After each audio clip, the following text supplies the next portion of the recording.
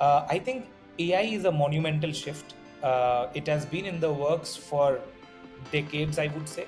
Naive to assume that AI is the answer to all our questions. I think machines and technology really cannot replace humans. And when it comes to saving taxes or looking at investment products, it's not going to be as straightforward to just plug in an AI model and then have all of answers that we want to those investment and tax questions. So this is only one glimpse of what AI can do to really help small businesses grow. So dreaming big, resilience and perseverance, and an obsession with the customer, I think those are going to be pillars of building an entrepreneurial success for budding entrepreneurs out there.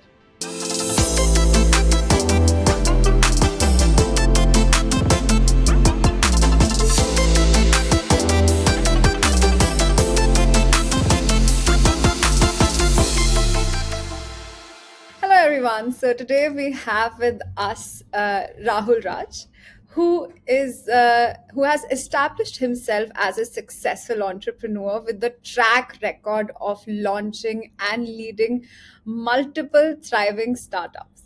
So currently, he holds the position of founder and CEO at FloBiz, a neobank specifically catering to the needs of small and medium-sized business. So, a very warm welcome to you, Rahul Raj. It's a pleasure to host you on our show. Thank you so much, Tanvi. It's a pleasure to be here. I hope so. Let's first start with your aspiring journey. Like, I was reading about it and I was personally enthralled. So, your journey actually seems like a series of successful stories.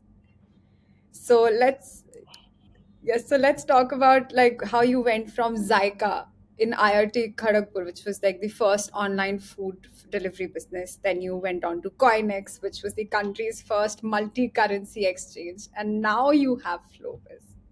Yeah. Thank you so much for that question. It gives me the opportunity to very quickly walk you through the journey that I've had. And I've been fortunate to be part of these enterprises. And, it has been a big opportunity for me to set this up, scale this up, and go through the entire journey of building products to servicing customers to building teams.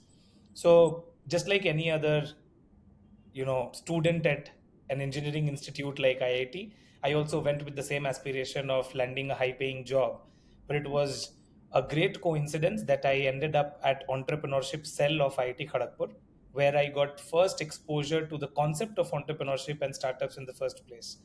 Uh, in my first 2 years at IIT, I worked with startups both from the campus and outside of campus, worked with VCs and investors, and organized a series of events that, led me to believe and understand the true potential of technology and its application to not just doing our jobs better or working at large companies, but also utilizing the same set of skills to be able to set up businesses of our own.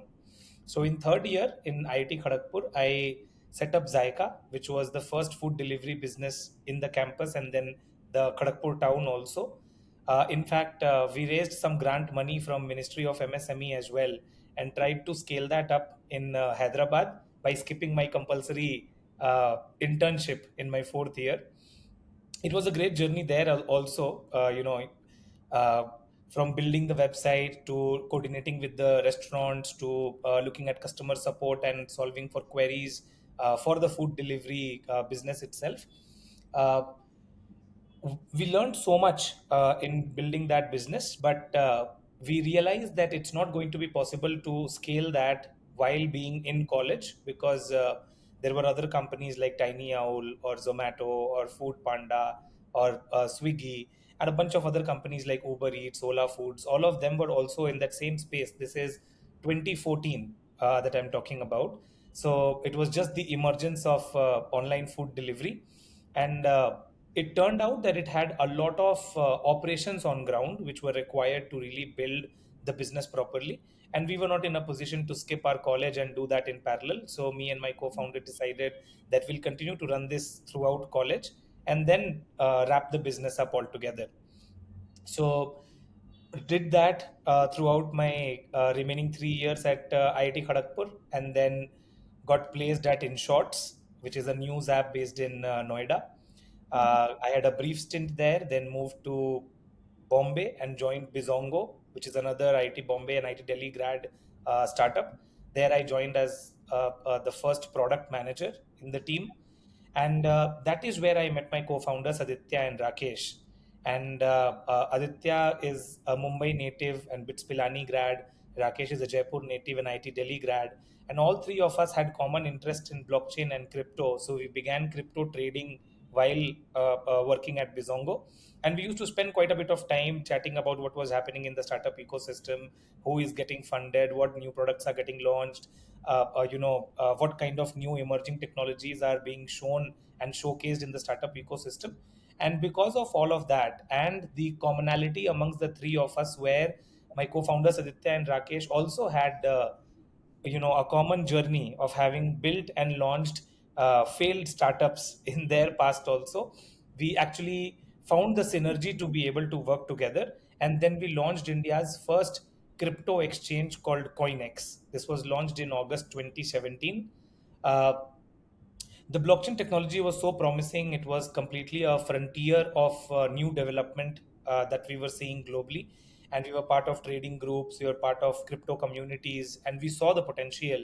But we also identified that there was a massive gap in terms of the platforms that existed outside of India and the kind of thriving crypto community that was in a dire need of a platform like that in India also. So we launched Koinex. It became India's first open order book, multi-currency, fully KYC compliant exchange.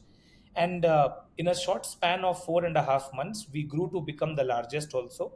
In December 2017, which coincided with the first major Bitcoin bull run where it touched 20,000 USD as its unit price, we were actually doing $265 million of daily trade volume, and we were onboarding 40,000 customers organically in a day.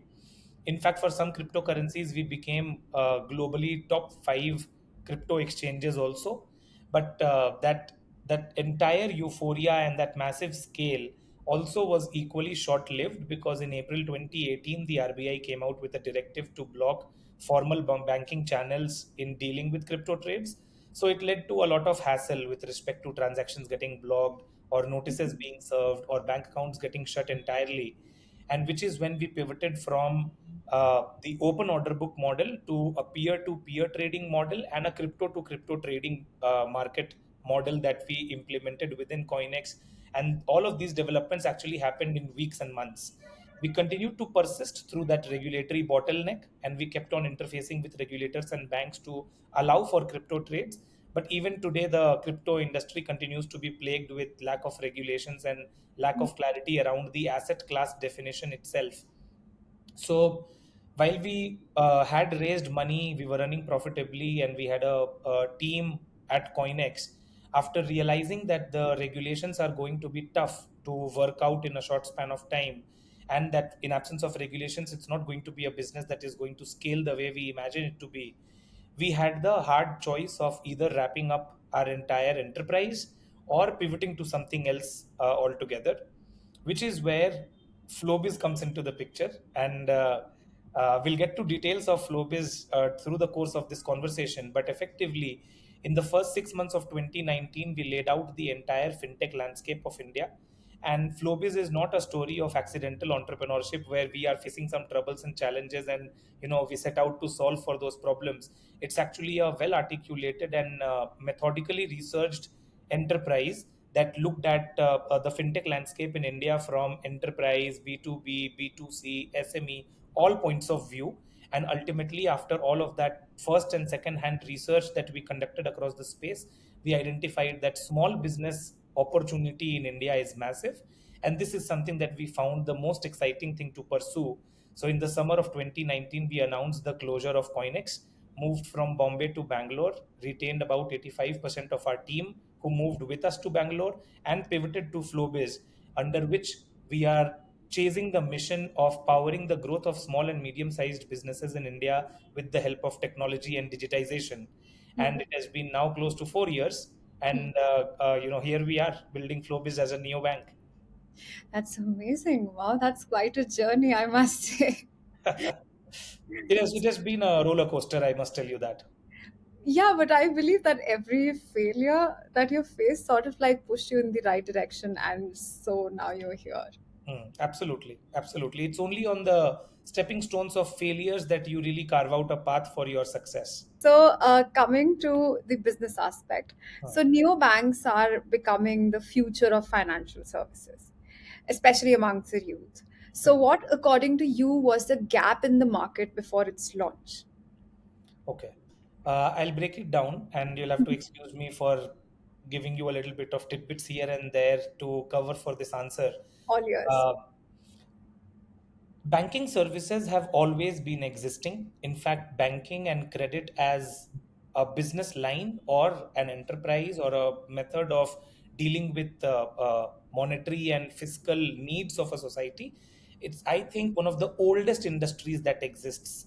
So it's not that this is something new altogether, but Right. what really was the need and where the gap existed for neobanks to come up is basically on two fronts, which was inclusion, so having more access to more people, and a much better experience where people do not need to stand in queues to get simple banking operations done. And I think that is the transformational change that we will begin to see, and we've already begun to see to a large degree when it comes to infusing technology into banking. And what really used to be uh, tightly moderated and tightly controlled also led to a slight gap in customer experience and customer delight. And I don't blame the banks, I don't blame the traditional institutions, including the regulators, because it's their job to be able to protect for the customer interests, and to be able to prevent frauds and mishandling of cash and mishandling of money, and blocking, let's just say, illegitimate use of capital and technologies like that. However, in their bid to be able to regulate and maintain this balance between providing access and to be compliant and making sure that every interest is accounted for, it somehow compromised on the customer delight and customer experience front, which is where neobanks found their opportunity to be able to set up new ventures, new platforms, new digital interfaces, and new services and products that could provide for both inclusion, so more people can get access to these products via technology and digital interfaces, and make it so contextual and simple that it results into delight for the customers. Nobody reads through 20, 30, 40 pages of documentation while applying for a loan or while accessing an insurance product. But if you could just simply call out the things that matter to the customer the most and make it really understandable, that is possible through human assistance and technology alike. And that is where neobanks found their space to create that bridge between consumer and traditional institutions, where there could be the delightful digital interface and customer representatives, so that they could access the same kind of products with a lot more ease and a lot more delight. I think that is how neobanks have come into being. No, definitely. I think that's very interesting. So, summarizing what from what I've understood, is that I think the gap was customer satisfaction and the ease for the customer. So that Yeah, is something that they catered yeah, towards. yeah. So, how exactly now FloBiz focuses towards that?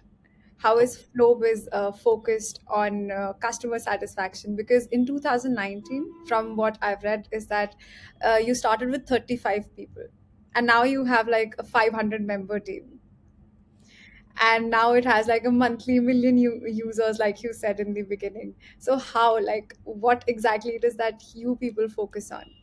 Okay. Uh, so within financial services and the theme of financial inclusion also, you'll have to split it into two. There is a consumer side and there is a B2B side. We focus on the B2B aspect of all of this. So we don't deal with consumers directly. So you may not be a customer to us. Mobile app daily may be a customer to us. So that's Okay. that's the difference. Now on the consumer front, I'll give you a very quick glimpse. On the consumer front, I think India has done tremendous amount of work, and I think we are leaps and bounds ahead compared to our peer countries, where both financial inclusion and digital banking is quite playing the game of catching up, while a lot of that has already happened in India thanks to UPI. And today, if you look at our extent of financial inclusion and our extent of providing delightful digital banking experience to consumers. I think it is being catered to from the government side also, from traditional institutions side also, technology companies side also, and young startups also. So on the consumer front, I think there is a lot of interesting development that has already happened. But on the SME side, as a subset of the entire B2B side, I think it has not translated the same way. So our focus is to provide that same level of inclusion, customer satisfaction, technology powered banking, and technology powered digitization to SMEs also. And that is where FloBiz comes into the picture, because our flagship product, MyBillBook, is a GST billing and accounting product. It's available on mobile, web, native desktop app across all platforms. It is available in vernacular languages. It is so simple to use that even a quote unquote moderately or less tech savvy entrepreneur and business owner in India is also going to find it very easy to use the product and really digitize all of their business operations. So when you talk about customer satisfaction, it actually breaks down into multiple aspects. The first comes with a deep understanding of the customer itself. So do you really understand who your customer is, what their pain points and aspirations are like? The second comes at designing and developing the product which caters and solves for those pain points. So an easy to use, really robust, really scalable digital product must be designed to solve for those pain points. So my billbook does that. And then comes the exemplary customer service itself. So we provide, let's just say, chat support, we provide call support, we provide in-person assistance, so we can visit you and help you get onboarded. And all of those go into the mantra of providing for customer delight and satisfaction. We listen to every review that we get on our Play Store, App Store. We listen to every feedback that comes through the product. We'll respond to every emails and every suggestions that we get through our customers. And it has been a consistent practice. It is sort of like a tradition across the entire org to be customer first. It's ingrained in one of our cultural principles and values also, to be customer first. And that has allowed us to solve for the most pressing pain points, to develop the right kind of products and services, and then provide the right hand holding and assistance which is required for this audience. And the reason why I emphasize on that is because we are talking about roughly 80% of all small businesses in India operating on pen and paper. So we are literally becoming those change agents that are enabling the transition from being completely offline to coming online for the first time.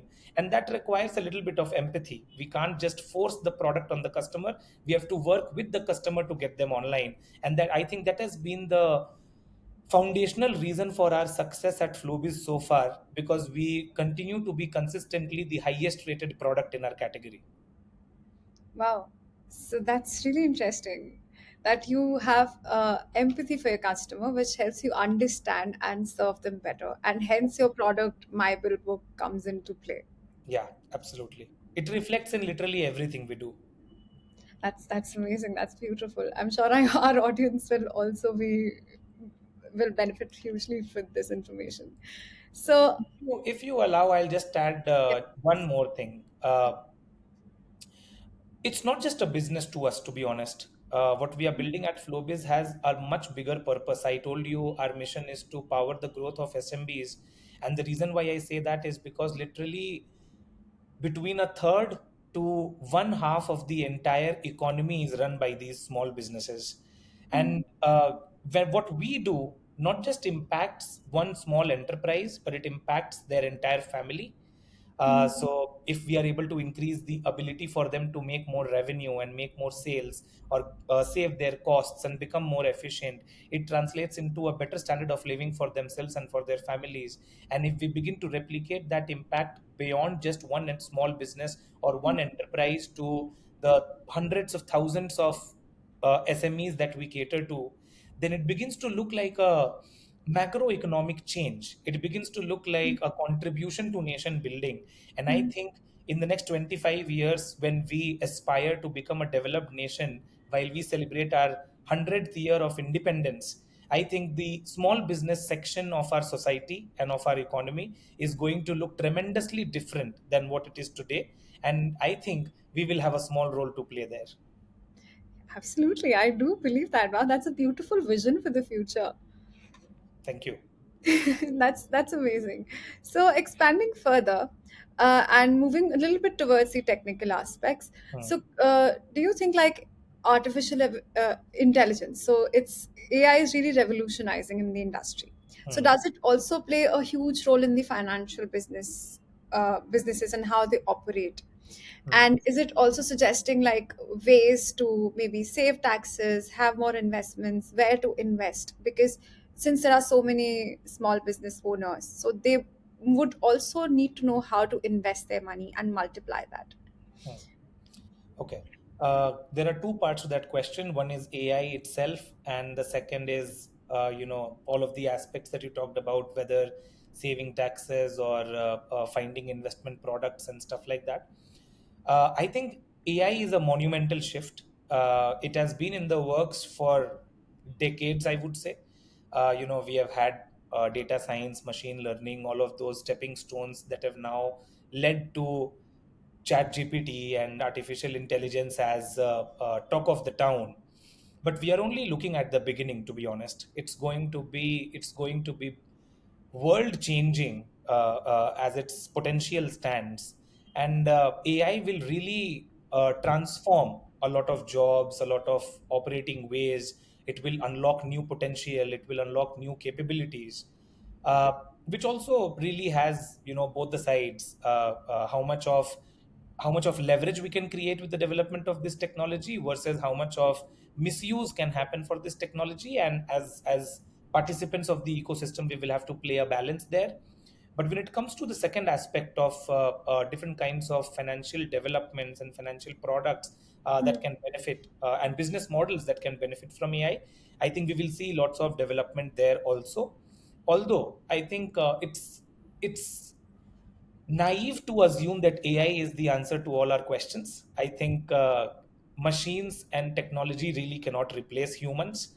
And Mhm. when it comes to saving taxes or looking at investment products, it's not going to be as straightforward to just plug in an AI model and then have all of answers that we want to those investment and tax questions, because we have to look at it from the context of where we are, who we are catering to, what regulations of the law of the land apply, what are the personal aspirations and personal behaviors of one individual customer. And all of that will feed into decision making and the outcome that the prospective customer would have.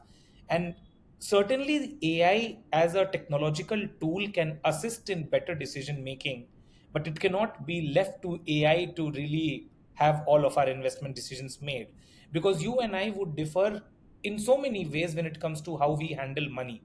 So for Right. example, if my lifestyle is nomadic, I don't really prioritize buying a home because I know I'm not going to stay for long in one city.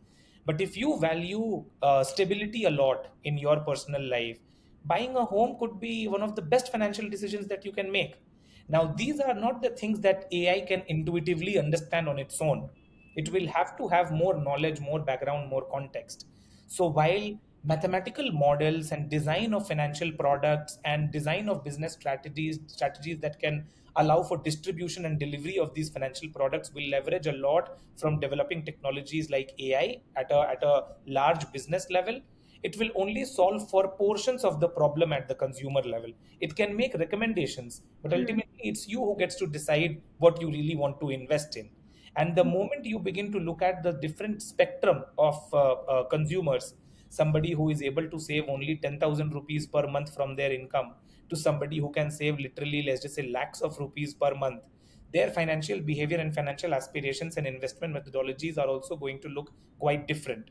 So it Hmm. will depend on the consumer persona, the type of investments and tax benefits that an individual consumer or a customer would want for, and their personal behaviors and aspirations, which get clubbed together to be able to make those decisions. But AI can certainly be helpful there. So AI can be a huge help, but not the replacement, is what It you're cannot trying. be the replacement. I firmly believe so. It's evident from industrial revolution where we got the first printing press to locomotive engine to now manufacturing, which is now at such advanced stage. It did a little bit of displacement and disruption in the society, but everybody ultimately leveled up. We began to value a different kind of skill set in human workers. That is Yeah. the same thing that we began to see with the internet evolution also. We began to value a different kind of skill set that was required for a different generation altogether. I think it's going to look at a similar transformation and a similar shift in valuing different kinds of skill sets. But I don't think it will completely eliminate jobs altogether, because ultimately humans are the ones that are building this world around us, not the machines. That's another beautiful thought. Okay, that's great. So, could we like be a little more specific? Since you discussed that you recently had a hackathon Hmm. where people suggested many ways on how AI can assist Hmm. in maybe improving this market or saving taxes, or what else can be the use case? There could be a lot. I'll give you an example. So, what does a typical small business customer do on a platform like MyBillBook? They generate their sales records, they capture their purchase records, they capture their expenses, as a result of which they get to generate, or the system helps them generate more than 30 business reports.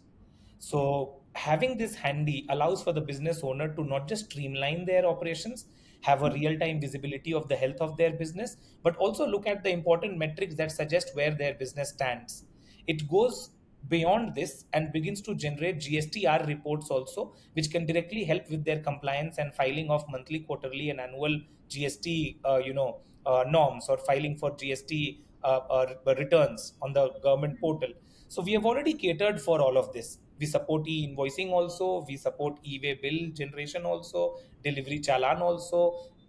We have now rolled out so many new features, from WhatsApp SMS marketing to staff attendance management and payroll to CRM and loyalty points. We have done a bunch of work there. My Bill Book today has evolved beyond just uh, a billing and accounting product to actually a mini ERP and a business operating system for Indian SMBs. So we've already covered that journey.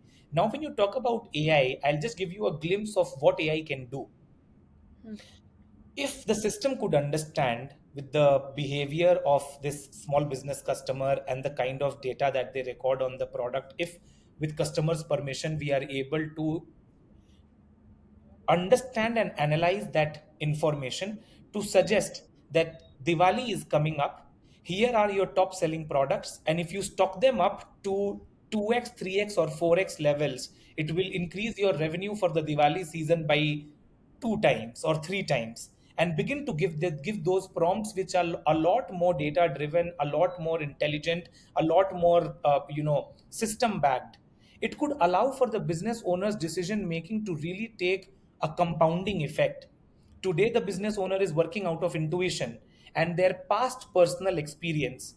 If you couple it with macroeconomic understanding, movement of goods, the kind of customer behavior that we are seeing across the spectrum, the kind of seasonalities that exist in delivering of services and products to customers.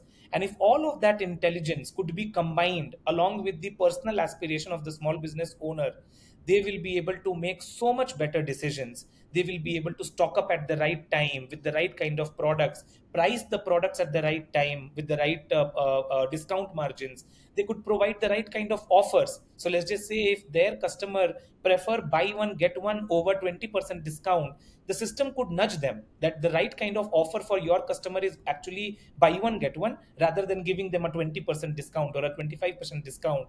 Those kinds of nudges and insights can really be game changing for the small enterprise, because they don't have at their disposal an analytics team. They don't have access to all of the macroeconomic data that an AI model can have. So this is only one glimpse of what AI can do to really help small businesses grow. And that is the direction in which we are thinking also, to really leverage these AI developments and models to find for problem statements that can really help the business grow.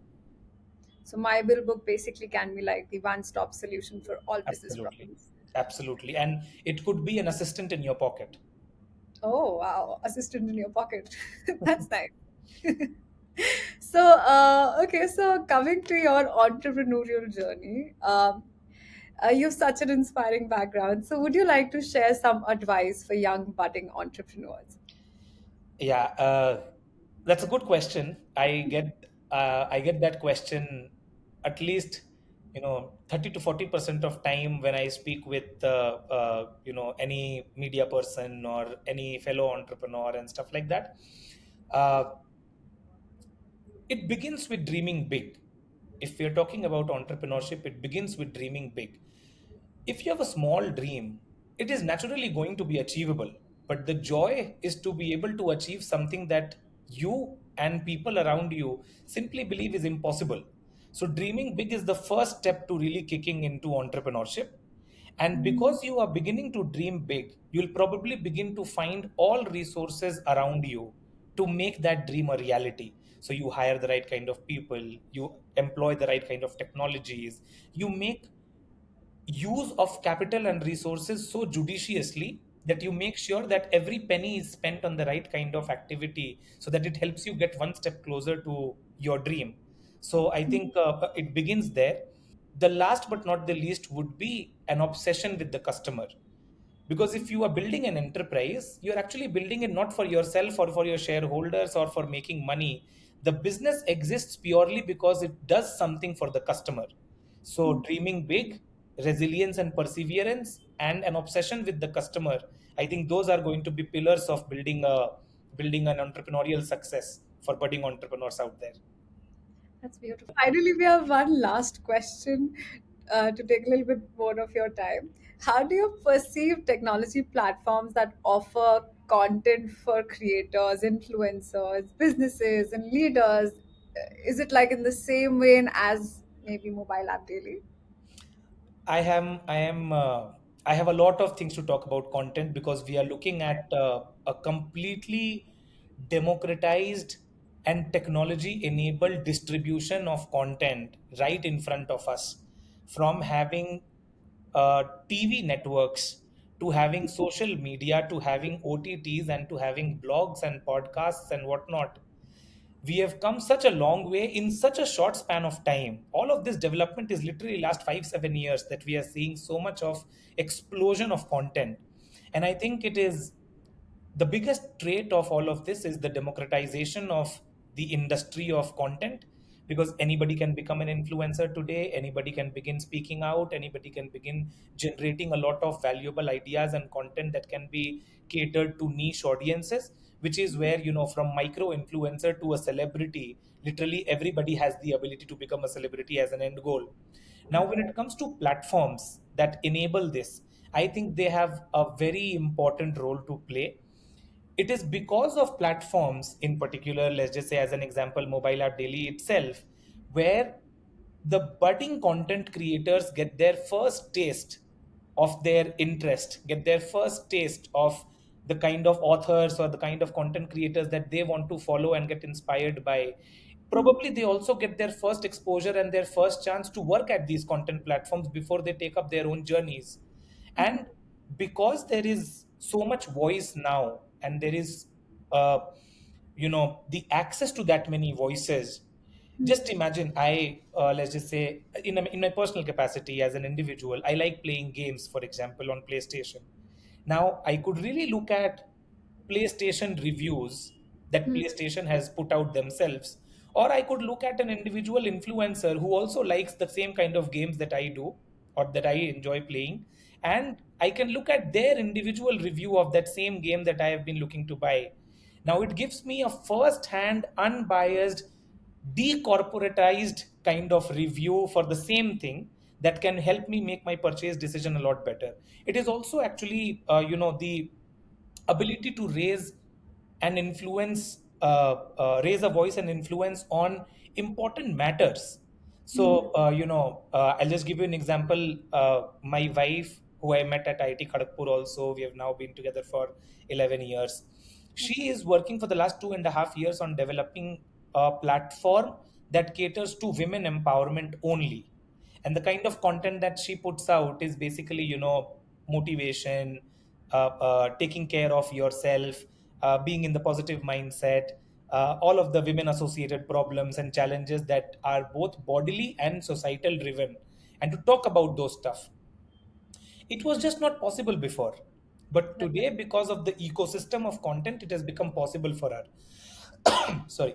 So I think platforms like Mobile App Daily, for example, and a variety of other that cater to specific use cases and specific aspects of content, they have really opened up the scope for everybody to not consume but also generate content. And I think Mhm. it is going to be a digital playground of sorts, where everybody has their own sandboxes that they are most engrossed with, and anybody can really collaborate with anybody else. So it's really Mhm. nice to see how this evolution is shaping up. That's beautiful. So basically, everyone had a voice before, but now they also have a platform Yeah, absolutely. that is accessible.